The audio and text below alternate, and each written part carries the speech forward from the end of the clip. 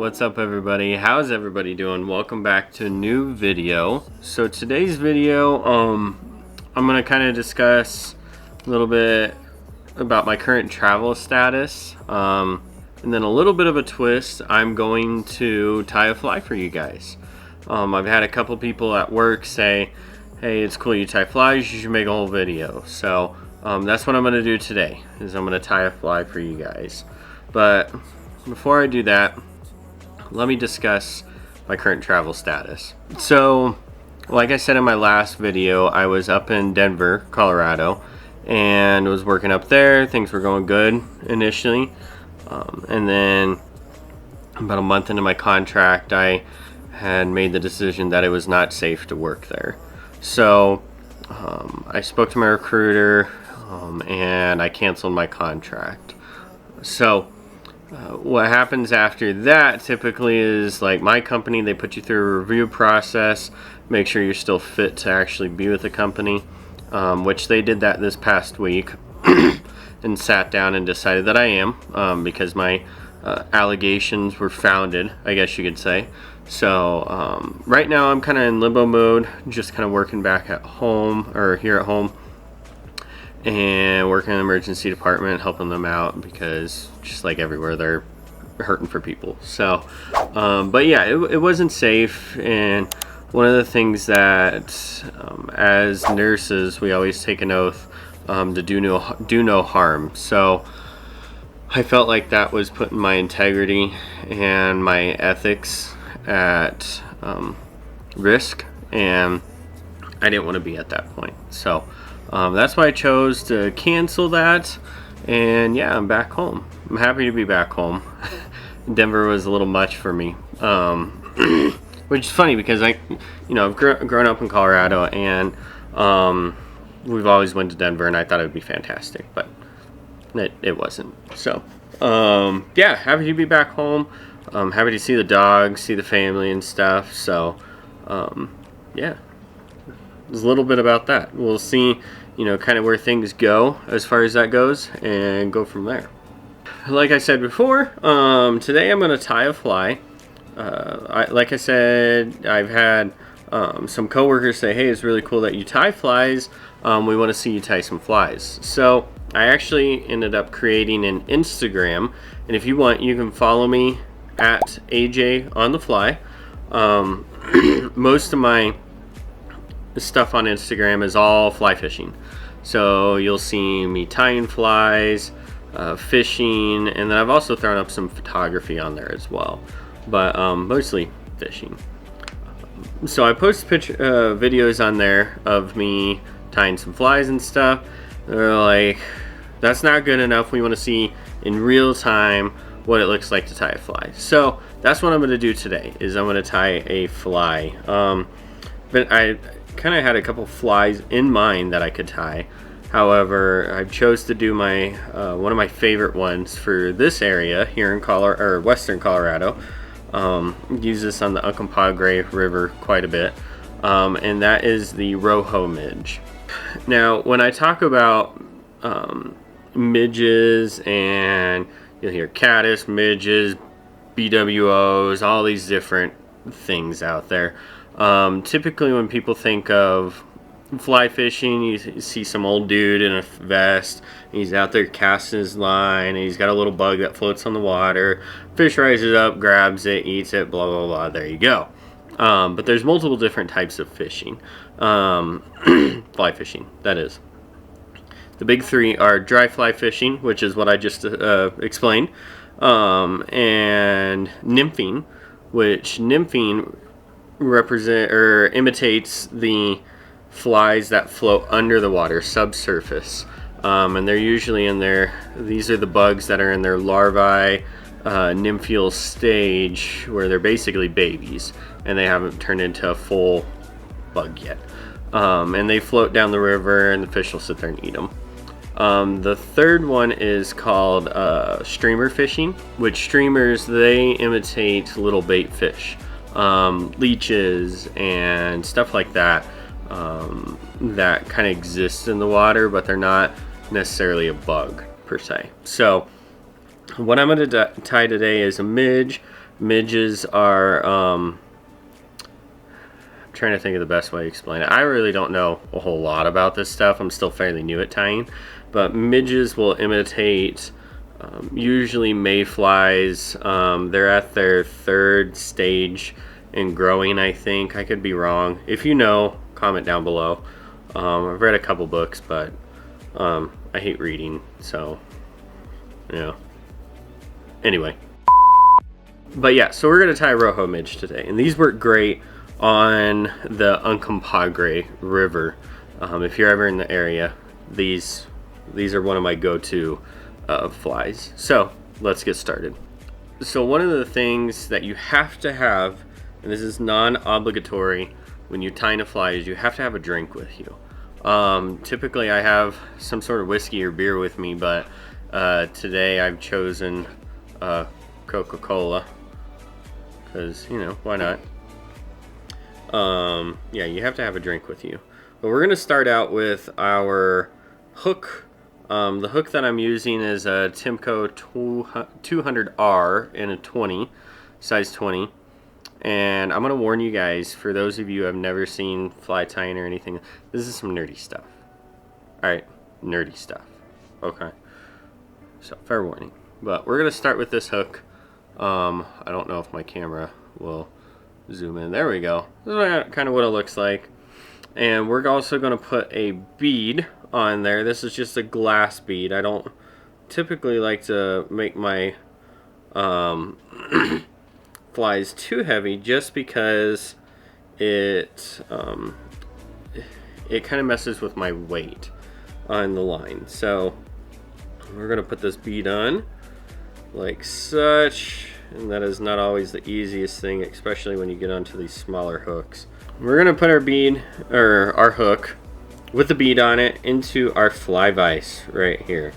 What the fly vise is basically this big metal device that holds the hook in there, so I can tie the line on and all this other stuff. Makes it a lot easier. So next thing, today I'm going to tie one in red. You can do multiple different variations, multiple different colors. I have probably a couple hundred different variations of this fly. So, but today we're going to tie red. This is like a traditional Rojo midge, if I remember correctly. So first thing we're going to do is we're going to slide that bead back, and you'll see why here in a second. But we're going to take our thread. I'm using, I think it's 6/0. Yeah, 6/0 red uni thread, and it's waxed. We're just going to tie on that thread and do just a small thread base, just enough to kind of tie down our thread and get it on the hook. Do a little more loop right about there, and we're going to come back there somewhere.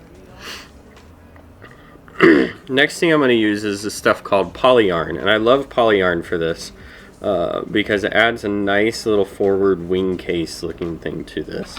So we're going to use some of that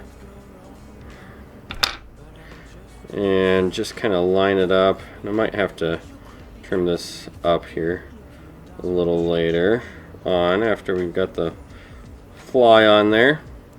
We're just going to kind of put this on about there, right at the, right where the kind of the bend or the eye is of the hook.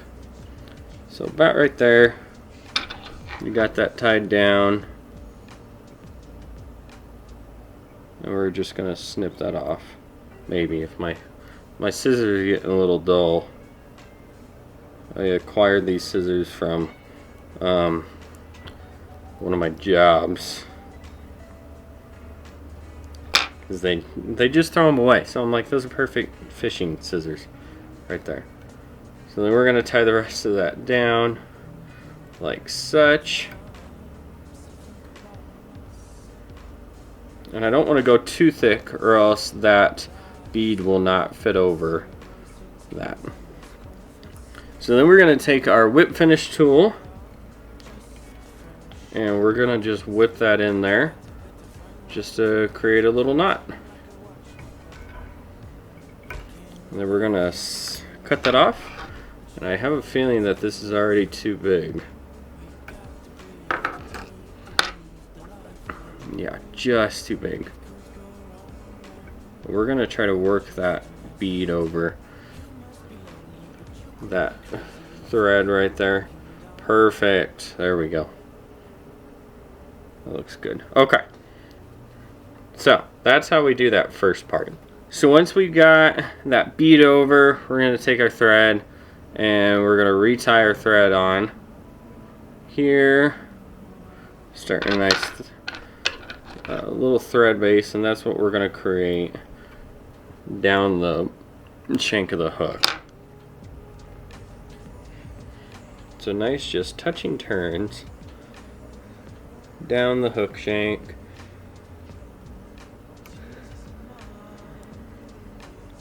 About just where the barb is where I like to go.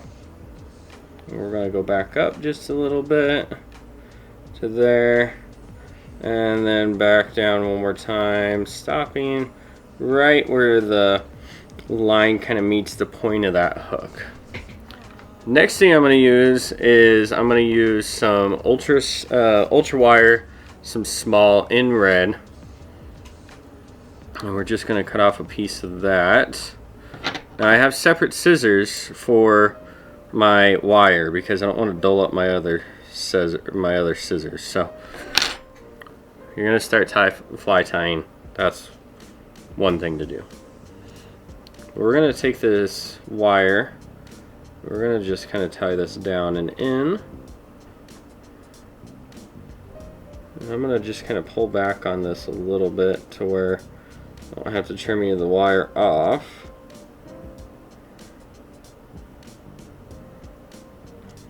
And back up, and we're going to go to the very top. So I like to use hackle pliers for my wire, and the main reason is that it helps me hold on to the wire a lot better. So yeah, we're going to start off our wraps. I'm just going to put this on and grab that wire, and we're going to kind of wrap that, and we're going to do that twice.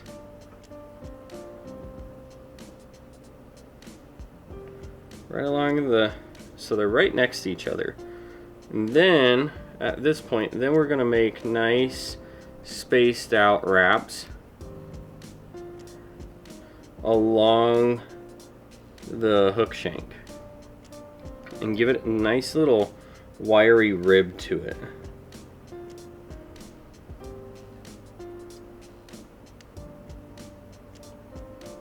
Now it is kind of hard to see because it's red on red. It makes it a little more difficult. I want those even as possible, up to about there. And then we're going to take our thread and we're going to tie that off. Do 2 wraps there.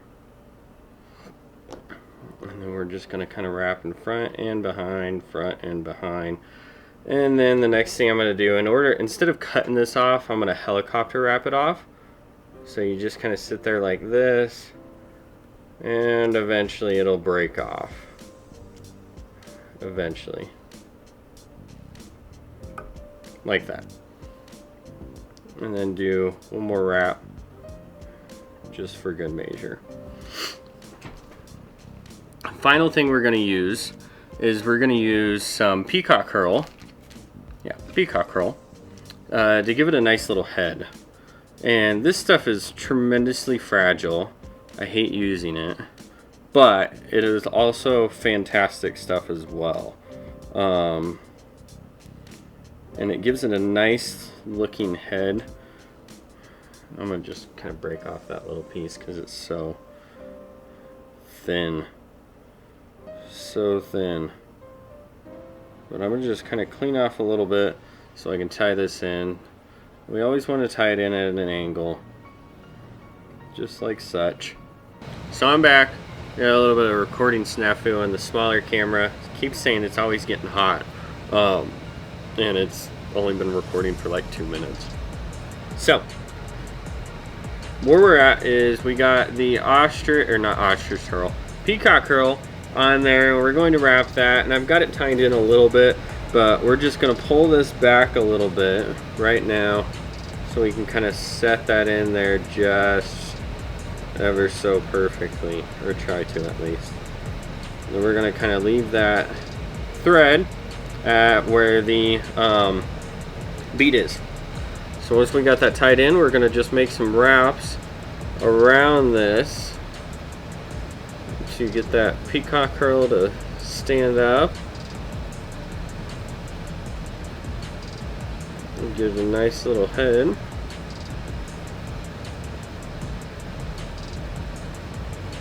We're going to go all the way up to the bead because we don't really want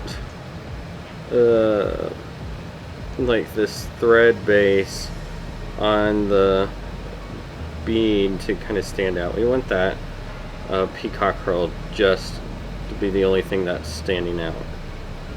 And you have to kind of make these wraps a little bit tighter just because of the thickness. So we've got 2 in there, and I'm going to take my scissors and we're going to just snip the excess off just like so. And then we're going to take our whip finish tool again. We're going to pull down and do about 3 or 4 wraps with the whip finish.